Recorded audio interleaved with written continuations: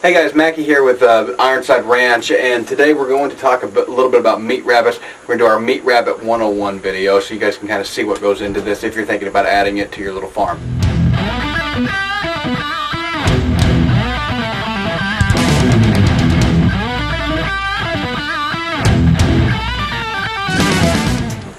Before I forget, please subscribe to the channel if you haven't already done so. Like the videos, that does help us out, and obviously share it around a little bit. That makes a huge difference, guys. If you can't, we don't have a Patreon, we don't make any money from this. We just do it because we enjoy doing it. So those do really help us out.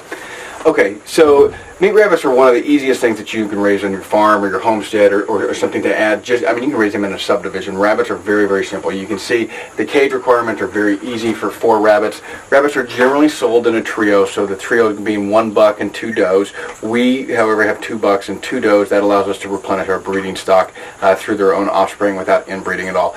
Rabbits can be inbred, but you generally want to avoid that because you'll start getting deformities, and they can usually only be inbred 1 time. You don't want to do it more than that.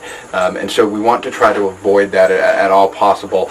And so having two bucks allows us to do that, and every couple of years completely replenish our breeding stock, and then we don't have to worry about it. The cage requirements are very simple, and you can build these yourself. You can see we have the J-clips here that connect everything together, and at the bottom we just have hardware cloth. Now doing this again, we would do hardware cloth for the sides and the ends and everything because it would make a more sturdy cage, but in this case we did just use rabbit wire. I'm not particularly thrilled with this because it is kind of flimsier, but it does hold up well. We added a little bit of support here with some wires, but it keeps everything really nice and clean. This area here has rabbit fencing all around it, so if you look out this way, there's a pasture that they can go out to, so we'll let them out and they can free range that pasture and have a little bit of fresh grass and everything for them as well, and that's got all rabbit wire all the way around it as well. Now your feed and water requirements are fairly easy. We do throw some hay in here with them. A lot of people put hay on the side and little feeders. We just throw it in there, they chew it up, and then we clean it out every couple of days and throw it on the garden.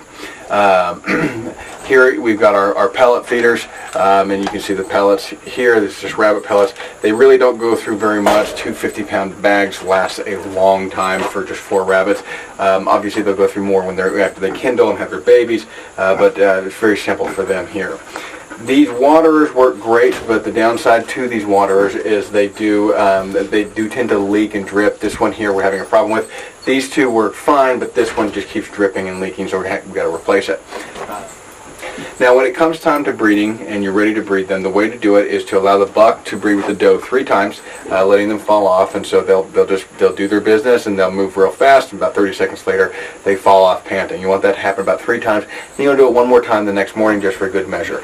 If the doe is pregnant, she will generally not allow them to do it, but rabbits are induced ovulators, which means they can get pregnant anytime they have sex, so that it's not necessary for them to be at a certain ovulation time in their cycle. It'll happen once they do it.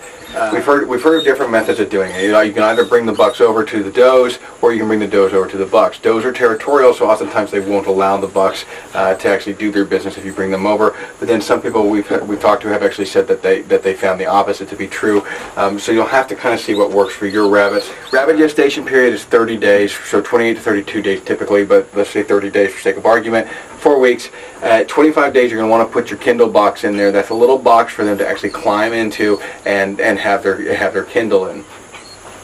Once that happens, you're going to see a big plume of rabbit hair come out of there. That's from their dewlap, and so that big plume that you'll see, that'll be your indicator that, hey, they kindled last night or whenever.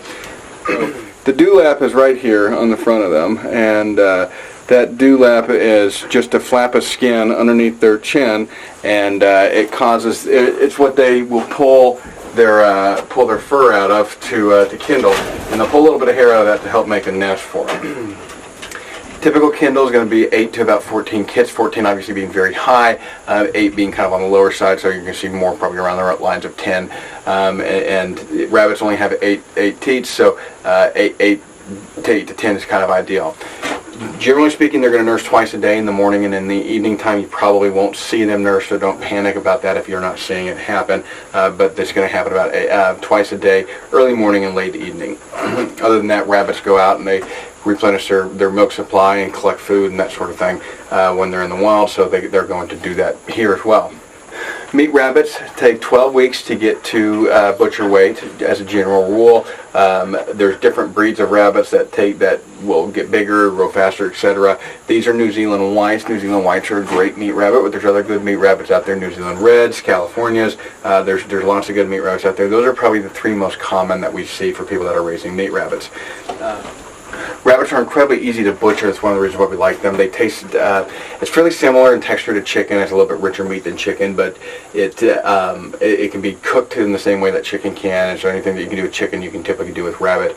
They are significantly easier to butcher because you're not dealing with feathers. A few slits in rabbit skin, and you can pull the skin right off, and that one's done. You move on. So they're very easy to butcher. When it comes to that, the downside is that they're a lot harder to kill. I generally don't mind killing chickens that much, but killing rabbits always makes me feel bad.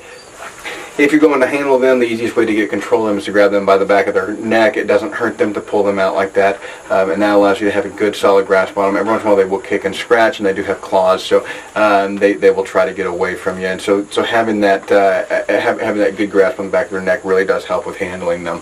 They don't show any signs of pain when you do that, so it's a very solid way to get a hold of them and not hurt them. Now we do feed ours hay. Like I said, we put some hay in there. We clean this out every couple of days and throw it on the garden. And rabbit manure is great for your garden, but some people do have hay feeders on the side. We just throw it in there and let them kind of root around in it because they like to play in it and chew on it, and then they get most of their nutrition from the actual feeders here. Weaning your kindle is going to be done at 4 weeks. You can start a little bit prior to that, start introducing other foods, but weaning is going to be done at 4 weeks.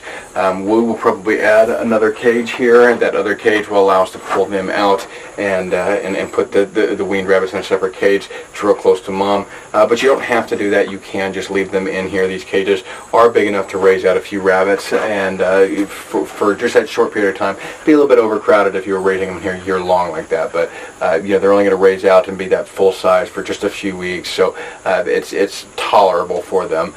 Maybe not ideal, but certainly tolerable. So, and I think that's about it, guys. So I hope this helps. Rabbits are very easy to raise, and the meat is good. They're, like I said, they're not particularly pleasant to kill, but the meat is good, and they can be raised just about anywhere. They can raise them in a subdivision. You can, and may not even violate your HOA. You can raise them in a subdivision. You can raise them on small hobby farms. They're just a great way to produce a lot of meat very quickly, and it's good meat. It's good quality meat. So certainly a good option to consider. If you're considering it, we highly recommend it. We have enjoyed it, and the rabbits are kind of fun to keep anyway. So thanks again for watching, guys. Please like the video, subscribe to the channel if you haven't already done so, and we'll see y'all next time.